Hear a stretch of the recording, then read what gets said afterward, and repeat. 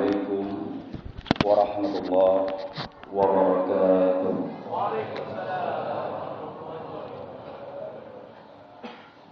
الله أكبر الله أكبر الله أكبر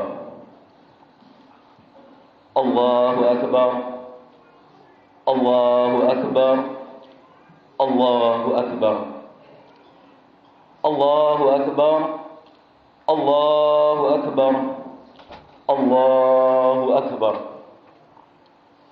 الله أكبر كبيرا والحمد لله كثيرا وسبحان الله بكرة وأصيلا لا إله إلا الله ولا نعبد إلا إياه مخلصين له الدين ولو كره الكافرون ولو كره المشركون ولو كره المرتدون ولو كره المنافقون لا إله إلا الله وحده صدق وعده ونصر عبده وعز جنده وهزم الأحزاب وحده الله أكبر كلما صلى مصل وكبر الله أكبر كلما صام صائم وأفطر الله أكبر كبيرا وسبحان الله بكرة وأصيلا اللهم لك الحمد كله وبيدك الخير كله وإليك يرجع كل أمر كله لك الحمد بكل نعمة أنعمتها ولك الحمد بكل حسنة تقبلتها ولك الحمد بكل سيئة غفرتها ولك الحمد بكل كربة كشفتها ولك الحمد بكل مصيبة رفعتها ولك الحمد بكل مال رزقتها ولك الحمد بكل مرض شفيتها ولك الحمد كثيرا زنة عرشك ومداد كلماتك إلى ما يرضاه ربنا ويحبه عائدين والعائدات حفظكم-الله. Pada pagi yang berbahagia ini kita bisa sama-sama berkumpul dan merasakan kembali nikmat usia yang Allah berikan kepada kita. Karena di Ramadan yang lalu kita berdoa kepada Allah agar Allah mempertemukan kita dengan Ramadan yang akan datang, yaitu Ramadan kali ini. Dan berapa banyak saudara kita yang telah mendahului kita tanpa kita tahu kapan waktunya, sedang apa, dan di mana tempatnya. Alhamdulillah, kita bisa melaksanakan sebuah sunnah dalam syariat Islam, yaitu khutbah Idul Fitri, di mana seluruh kaum muslimin hari ini dianjurkan untuk melangkah ke masjid atau tanah lapang, baik yang sedang berhalangan ataupun haid. Untuk perempuan, karena yang dianjurkan dari pelaksanaan salat Id dan khutbah ini justru adalah pada khutbahnya. Aidin wal aidat, pada kesempatan yang mungkin tidak terlalu panjang ini, perkenankan Al-Fakir untuk sedikit mengulas dan memaparkan kembali apa yang pernah dipaparkan oleh guru-guru kita sebelumnya. Yang pertama, kami ingin sedikit menyinggung soal arti Idul Fitri. Ada sedikit atau mungkin sebagian orang yang memaknai bahwa Idul Fitri ini artinya adalah kembali kepada kemenangan. Padahal menurut para pakar, termasuk salah satunya guru kami, Profesor Dr. Ali Mustafa Yaqub. Dan kalau kita cek di kamus bahasa Arab, fitrun, Idul Fitri, fitrun itu artinya adalah makan. Sekali lagi, fitrun itu artinya adalah makan. Id artinya adalah kembali. Jadi esensi secara kalimat Idul Fitri ini adalah kembali makan. Karena sebelumnya, selama bulan Ramadan sejak terbit fajar sampai dengan terbenam matahari, kita diharamkan untuk makan, minum, serta melakukan kegiatan-kegiatan yang membatalkan puasa. Lain kecuali orang-orang yang diberikan rukhsah oleh Allah Subhanahu wa taala. Justru kemenangan itu bukan bermakna fitr. Kalaupun ada, itu adalah fitratun, dan itu bukan fitrun. Makanya kalau kita nyapa dalam bahasa Arab kepada seseorang, apakah engkau sudah makan? Kita akan katakan aftarta. Apakah engkau sudah berbuka puasa? Aftarta. Fitrah itu sendiri artinya bermakna pertama agama, kedua suci. Karena sebagaimana sebuah hadis, kullu mauludin yuladu 'alal fitrah. Setiap anak kecil itu dilahirkan atas keadaan fitrah, suci. Suci artinya dia dianggap beragama Islam. Sedang orang tuanya lah nantinya akan menjadikan dia Majusi atau Nasrani ataupun Yahudi. Jadi fitrah di situ bukan Idul Fitrah, tapi Idul Fitri. Begitupun dengan zakat fitri. Jadi yang benar adalah zakat fitri, bukan zakat fitrah. Di dalam kitab-kitab selalu kita temukan kata-kata zakatul fitri, bukan zakat fitrah. Kadang-kadang sebagian orang Parung nyebutnya zakat fitrah. Termasuk zakat fitrah. Kadang-kadang keseringan seperti itu. Padahal kalau kita lihat di dalam kitab, itu bermakna zakat fitri. Kadang-kadang pun kalau ketika kita ijab, nawaitu an ukhrija zakatal fitri an nafsi, atau kalau punya anak an waladi, atau kalau punya istri an zaujati, bukan nawaitu an ukhrija zakatal fitrah. Salah. Itu menurut bahasa Arab yang benar. Kalau kita artikan kemenangan, jujur, tidak semua orang mengerti arti kemenangan, dan tidak semua yang ada di sini hari ini itu menang. Apa yang mau dikalahkan? Ya, memang kita sudah melewati Ramadan. Tapi yang tahu apakah puasa kita diterima atau tidak, itu hanya Allah Subhanahu wa taala, bukan makhluk. Karena Allah dalam sebuah hadis sahih, as-saumu li, puasa itu untukku, wa ana ajzi bih, dan sayalah yang akan membalasnya. Apakah kita tahu bahwa puasa kita diterima oleh Allah? Belum yakin. Tidak ada satupun jaminan bahwa orang yang berpuasa itu bakal masuk surga, apalagi yang tidak berpuasa. Justru bahkan sholat Id ini hukumnya adalah sunnah muakkadah yang dikuatkan.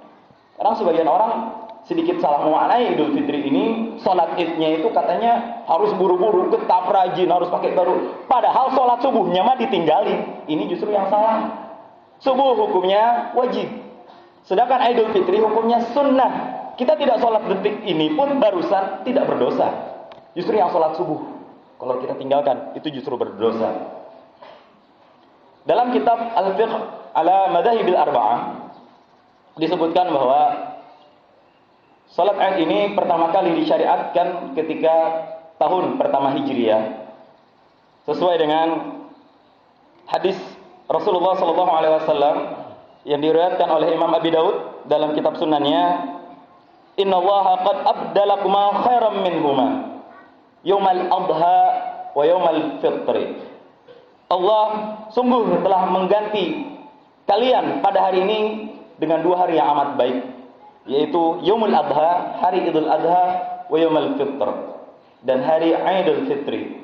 Karena dulu kebiasaan orang jahiliyah itu tidak ada, karena memang belum disyariatkan. Dan Allah tetapkan melalui syariat Nabi Muhammad bahwa fitrun ini adalah khairul yaum, hari yang paling baik. Maka kita dianjurkan hari ini untuk iksyafus surur, menampakkan kesenangan di dalam hati kepada orang lain. Kenapa? Karena Allah menjanjikan pahala yang sangat besar pada hari ini ketika seseorang bisa menampakkan kesenangannya untuk diri sendiri maupun orang lain. Bahkan dianjurkan kita untuk menampakkan wajah yang berseri. Kalau kita punya sedikit kelebihan, kita disunahkan hari untuk memberi nafkah. Kalau kita mempunyai pakaian, kita dianjurkan untuk memakai pakaian yang kita anggap paling bagus. Ingat, yang paling bagus, bukan yang baru. Nggak mesti harus baru. Pakaian yang lama pun kalau kita anggap paling bagus, kita pakai. Itu sunnah. Tapi ingat, tujuannya adalah min alamatis surur, untuk menampakkan kesenangan kita menyambut hari yang amat fitri ini.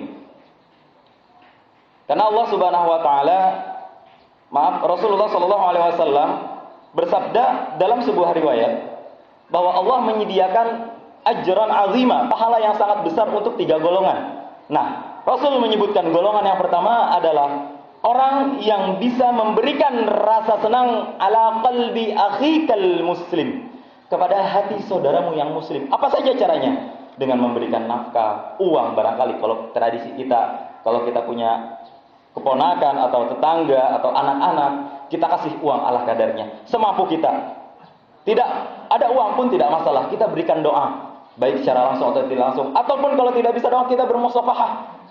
Kita saling meminta maaf, walaupun memang hari ini bukan hari minta maaf, tapi ini merupakan hari momen. Dan minta maaf ini nggak harus di Idul Fitri, kapanpun bisa. Cuma kadang-kadang orang salah, nanti ajalah maafnya kalau udah lebaran, katanya seperti itu. Padahal tidak, kapanpun kita dianjurkan untuk meminta maaf kepada Allah, kepada Rasul, kepada orang tua, kepada keluarga, kepada saudara, bahkan kepada seluruh kaum muslimin. Hadirin, aidin, aidat, rahimakumullah. Dulu ada seorang pemimpin raja. Yang pertama adalah seorang raja yang zalim. Yang kedua adalah seorang raja yang ghairu zalim, yang sangat polih, yang sangat tidak bijaksana dalam kepemimpinannya, zalim. Raja yang zalim ini pada suatu saat Allah berikan kepadanya penyakit. Seluruh dokter yang ada di negeri itu dipanggil dan diminta keterangannya supaya dicarikan obat yang manjur buat si raja yang zalim ini. Seluruh dokter akhirnya nggak ada yang tahu apapun obatnya. Sehingga dipanggil satu dokter yang paling ahli dan dia bilang katanya ada obatnya, yaitu seekor ikan. Tapi sayang, pada hari ini ikannya sedang tidak musim di laut. Tapi kalau mau dicari silahkan. Akhirnya dicarilah oleh para ajudannya ikan tersebut dan akhirnya ketemu. Lalu si raja tersebut dikasih obat tersebut dengan ikan tadi dan akhirnya sembuh penyakitnya.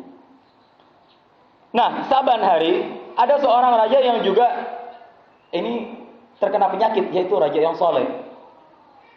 Pada suatu saat dia pun mengalami nasib yang sama. Tidak ada satupun obat setelah ditanya oleh para dokter kecuali yaitu tadi ikan yang ada di laut. Tapi sayang, kata dokter, wahai Tuan, hari ini ikannya sedang tidak musim. Tapi coba dicari dulu. Pas dicari ternyata, maaf, sedang musim, tapi justru ketika dicari ikannya tidak ketemu. Berbeda dengan tadi yang zalim, tidak musim, tapi ketemu. Akhirnya raja tersebut perlahan-lahan sakit dan karena sakitnya Allah panggil ke sisinya. Hikmahnya apa dari cerita ini? Yang konon menurut sebuah riwayat ini adalah hadis, namun kami sendiri belum mentakhrij, tapi paling tidak ini bisa menjadi fadail a'mal. Bahwa si raja yang zalim ini pada suatu hari dia pernah berbuat baik kepada Allah, sehingga dia mendapat pahala dari kebaikan yang dia lakukan. Dan kenapa raja yang tadi ini bisa Allah sembuhkan penyakitnya? Ternyata Allah menyegerakan pahala balasan buat orang-orang yang berbuat baik di dunia. Sehingga si raja itu tadi ketika dia menghadap kepada Allah Subhanahu wa taala, tidak ada lagi kebaikan yang ada di sisinya. Dia menghadap kepada Allah dalam keadaan murka. Berbeda dengan raja yang zalim tadi. Pada suatu saat dia pernah berbuat kejelekan. Dia pernah berbuat dosa. Sehingga Allah segerakan azabnya di dunia, yaitu melalui penyakit tadi. Sehingga ketika dia berjumpa di sisi Allah Subhanahu wa taala, tidak ada lagi kejelekan-kejelekan yang dia miliki. Dia menghadap kepada Allah dalam keadaan tanpa dosa, dengan keadaan yang diridai oleh Allah Subhanahu wa taala. Allahu akbar. Allahu akbar. Allahu akbar walillahil hamd. Hikmah dari cerita tadi adalah bahwa terkadang Allah Subhanahu wa taala menyegerakan balasan baik kepada seorang hambanya di dunia. Dan terkadang juga Allah Subhanahu wa taala menyegerakan azab untuk seseorang di dunia. Dan untuk orang-orang mukmin, orang-orang yang beriman kepada Allah Subhanahu wa taala, kadang-kadang penyakit itu bukan azab tapi ujian. Tergantung. Kalau dia sabar menerima segala musibah, segala ujian, maka dia insyaallah melalui penyakit, melalui ujiannya akan diangkat dosanya oleh Allah. Berbeda dengan orang yang sakit, tapi tidak pernah sabar dengan penyakitnya. Itu justru malah akan mendatangkan hal sebaliknya. Paling tidak, modal pertama yang harus kita miliki untuk menggapai Ridho Allah Subhanahu wa taala adalah satu, yakin kepada Allah Subhanahu wa taala dengan apa yang telah ditetapkan. Dan ibadah-ibadah kita yang pernah kita lakukan, paling tidak syaratnya ada dua untuk diterima. Pertama, sah. Sekali lagi, kita memang tidak bisa menjamin bahwa puasa yang kita lakukan kemarin-kemarin itu diterima oleh Allah. Tapi paling tidak para ulama memberikan batasan bahwa ibadah yang diterima oleh Allah itu paling tidak ada dua kriteria. Yang pertama adalah sah. Sah ini artinya sesuai rukunnya, sesuai dengan syaratnya, dan sesuai dengan aturannya. Dan ini mungkin kita berbicara kepada ranah fikih. Itulah pentingnya seorang muslim untuk mempelajari fikih. Dan yang kedua adalah yakin bahwa ibadah yang kita lakukan adalah diterima oleh Allah Subhanahu wa taala. Karena banyak orang yang tidak yakin dengan ibadahnya. Banyak orang yang tidak yakin dengan hidupnya. Justru itu bisa membuat salah satu musibah dalam beribadah dia. Paling tidak ada 5 hal yang harus kita yakini di dunia ini. Yang pertama adalah kita harus yakin bahwa yang menciptakan semua ini adalah Allah. Itu artinya apa? Kalau kita sudah yakin bahwa segala yang Allah takdirkan, segala yang ada ini adalah milik Allah, maka kenapa harus takut? Jujur, sebodoh-bodoh orang yang ada di dunia ini adalah mereka yang tidak yakin kepada Allah. Ketika kita berdagang, kita takut ada kompetitor bisnis kita. Nanti dia lebih sukses, nanti dia lebih tajir, sehingga dagangan kita kaya. Jujur, itu paling bodoh orang seperti itu. Seolah-olah dia tidak yakin bahwa yang membuat pedagang ini untung, rugi, itu siapa? Allah. Kalau Allah menakdirkan dia tidak untung, kalau Allah menakdirkan dia tidak rugi, kalau Allah menakdirkan kita yang untung, kita yang rugi, apa yang harus kita takutkan? Kita kadang-kadang resah, kita kadang-kadang gelisah dengan kehidupan kita di dunia, nggak punya ini, nggak punya itu. Lalu kita berkeluh kesah kepada Allah, ya Allah, kenapa Engkau berikan semua ini? Itu salah satu ciri tanda orang yang tidak yakin kepada Allah. Makanya Allah pun kadang tidak yakin kepada dia. Ingat ada hadis, ana 'inda zanni 'abdi. Aku, kata Allah dalam sebuah hadis qudsi sahih, bagaimana prasangka hambaku kepadaku. Kalau hambaku menyangka bahwa aku ini adalah Tuhan yang memberikan dia segalanya, yang mengatur susahnya, yang mengatur senangnya, falima la yu'min bi, maka dia kenapa tidak percaya kepada aku? Makanya orang-orang yang yakin hatinya, kita bisa lihat hatinya itu tenang, wajahnya itu nampak sumringah, senang, tidak ada yang takut dengan apapun yang akan terjadi di dunia ini. Walaupun ada orang lain yang pengen menzolimi, tapi kalau Allah tidak menakdirkan dia menzolimi kita, nggak takut. Justru yang kita khawatirkan adalah ketika kita justru yang berbuat zolim kepada orang lain. Yang kedua adalah kita harus yakin bahwa segala yang kita miliki ini adalah lillah, milik Allah Subhanahu wa taala. Jujur, hadirin, kita terlahir tidak memiliki apa-apa. Kita hanya percaya bahwa orang tua kita lah yang menanggung hidup kita. Kalau begitu, kenapa kita tidak yakin kepada Allah yang menanggung seluruh hidup kita? Bukankah setiap iftitah kita selalu katakan, inna sholati, sesungguhnya sholatku, wa nusuki, ibadahku, wa mahyaya, hidupku, wa mamati, dan matiku lillah. Itu hanya milik Allah. Jadi kenapa harus takut? Kadang-kadang ada sebagian kita yang tidak yakin rizkinya kepada Allah, bahwa kita sudah ditanggung. Jujur, kita tidak pernah diperintahkan oleh Allah Subhanahu wa taala untuk mencari rizki. Sekali lagi saya ulang, kita tidak diperintahkan oleh Allah untuk mencari rezeki. Yang Allah anjurkan kepada kita adalah menjemput rizki. Karena beda antara mencari dan menjemput. Kalau mencari itu antara ada dan tidak ada. Justru menjemput itu Allah sudah siapkan rizkinya, tinggal kita mau ambil atau tidak. Nah, mengambilnya ini kadang-kadang orang memahami dengan dua cara. Ada dengan cara yang halal, ada dengan cara yang haram. Tergantung kita bagaimana. Itulah ikhtiar, memilih. Selama seseorang masih hidup di dunia ini, selama itu pula rizkinya akan mengalir. Karena ini sesuai dengan firman Allah, tidak ada satupun binatang yang hidup di dunia kecuali Allah akan tanggung rizkinya. Kapan rizki akan berhenti? Ketika nyawa sudah tidak ada. Jadi ketika nyawa seseorang sudah tidak ada, hakikatnya disitulah rizki akan terputus dan tidak ada lagi amal-amal yang bisa dia lakukan. Ini yang kedua. Kemudian yang ketiga adalah yakin bahwa segala sesuatu yang terjadi sudah ditakdirkan oleh Allah Subhanahu wa taala. Jadi jangan pernah khawatir untuk menafkahkan harta kita di jalan Allah Subhanahu wa taala. Justru orang yang selalu menafkahkan hartanya, justru mereka adalah orang-orang yang paling berbahagia. Dan tidak pernah ada sejarah orang miskin karena sedekah. Coba kita tanya, Bapak miskin kenapa? Malas kerja. Bapak miskin karena ini, karena itu. Tadi belum ada jawaban, saya miskin karena sedekah. Pak, nggak pernah. Justru makin kaya orang yang banyak sedekah. Percaya atau tidak, ini matematika dari Allah yang tidak bisa diterima oleh logika. Kemudian yang keempat adalah yakini bahwa segala yang ditakdirkan untuk orang-orang yang beriman pasti yata'athar atharan jamila, akan memberi buah yang manis. Justru berbeda dengan orang yang kafir. Mereka selalu berputus asa dengan rahmat Allah. Tidak yakin bahwa hidupnya ini sudah ditanggung oleh Allah Subhanahu wa taala. Kemudian yang terakhir, yakin bahwa tidak ada satupun yang akan terjadi di dunia ini tanpa seizin Allah. Jadi jangan sampai hati kita didominasi oleh perasaan khawatir bahwa kita akan susah. Tidak, jangan. Itu ya orang yang paling bodoh di dunia ini.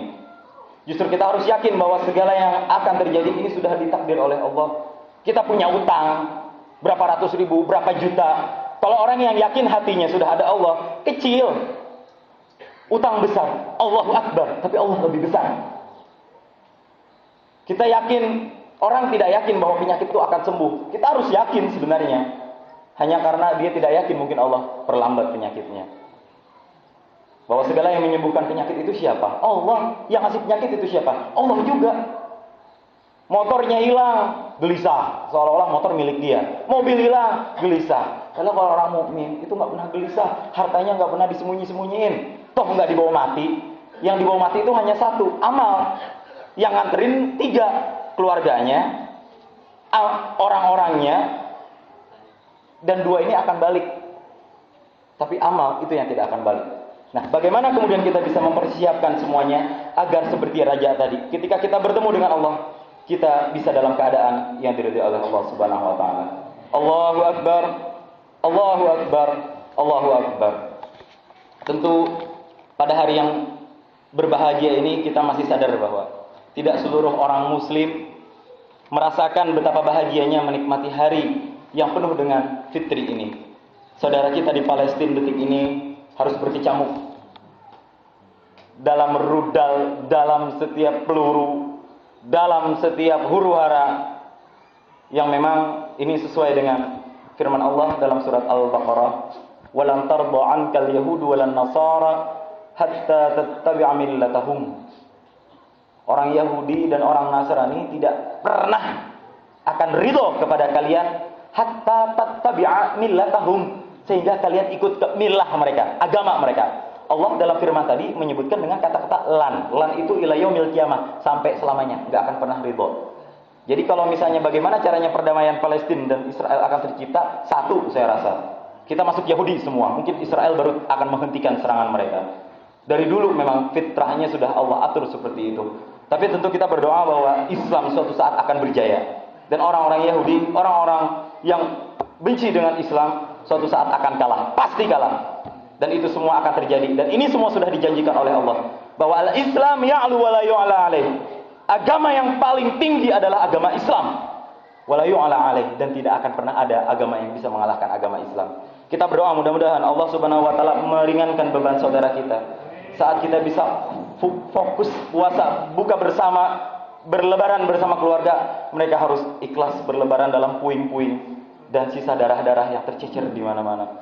Dan detik ini saya barusan mengakses berita bahwa sudah 1000 lebih saudara kita yang syahid di Palestina, terutama di wilayah jalur Gaza.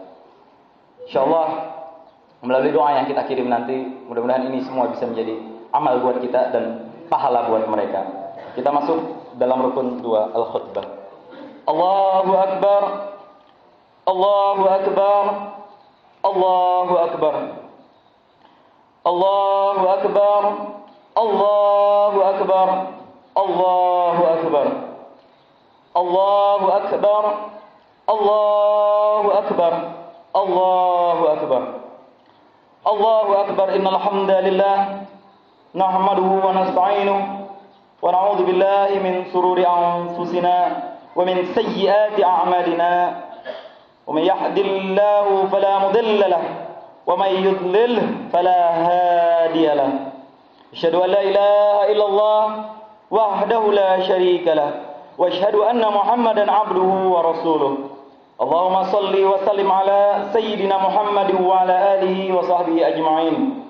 يا أيها الذين آمنوا اتقوا الله تعالى حق تقاته ولا تموتن إلا وأنتم مسلمون. وقال أيضا: يا أيها الناس اتقوا ربكم الذي خلقكم من نفس واحدة وخلق منها زوجا وبث منهما رجالا كثيرا ونساء واتقوا الله الذي تساءلون به والأرحام إن الله كان عليكم رقيبا.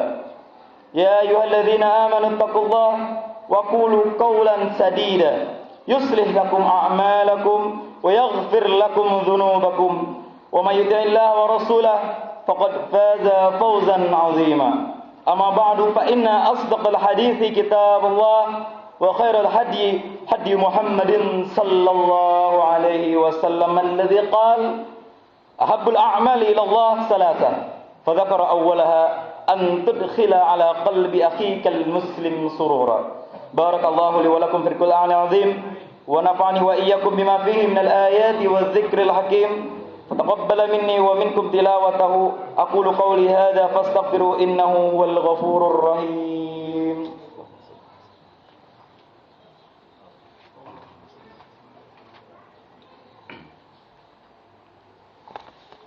الله أكبر الله أكبر الله أكبر الله أكبر الله أكبر الله أكبر الله أكبر لا إله إلا الله الله أكبر الله أكبر ولله الحمد نحمده ونستعينه كما أمر. أشهد أن لا إله إلا الله وحده لا شريك له وأشهد أن محمدا عبده ورسوله. اللهم صل وسلم على خير خلقه سيدنا محمد صلى الله عليه وسلم. فيا أيها المسلمون أوصيكم وإياي بتقوى الله وطاعته في كل وقت لعلكم تفلحون. قال تعالى: يا أيها الذين آمنوا اتقوا الله وكونوا مع الصادقين إن الله وملائكته يصلون على النبي يا أيها الذين آمنوا صلوا عليه وسلموا تسليما. اللهم صل وسلم على سيدنا محمد في الأولين والآخرين وسلم ورضي الله تبارك عن كل صحابة رسول الله أجمعين. اللهم اغفر للمسلمين والمسلمات والمؤمنين والمؤمنات الأحياء منهم والأموات إنك غفور رؤوف رحيم. اللهم اغفر لنا ذنوبنا وغفر عنا سيئاتنا وتوفنا مع المسلمين مع الأبرار يا عزيز يا غفار يا كريم يا ستار. اللهم إنا نسألك من الخير كله وعاجله وما علمناه منه وما لم نعلم ونعوذ بك من الشر كله عاجله وعاجله ما علمنا منه وما لم نعلم. اللهم سلم وانصر إخواننا في غزة. اللهم سلم وانصر مجاهدنا في فلسطين. اللهم سلم وانصر إخواننا المسلمين في فلسطين. اللهم اجعل موتاهم شهيدا لك. اللهم سلم إخواننا في جميع بلدان المسلمين وسلم إخواننا المسلمين في إندونيسيا هذه خاصة. اللهم اجعلنا من الأعيدين والفائزين. اللهم اجعلنا من الأعيدين والفائزين. ربنا هب لنا من أزواجنا وذريتنا قرة أعين واجعلنا للمتقين إماما.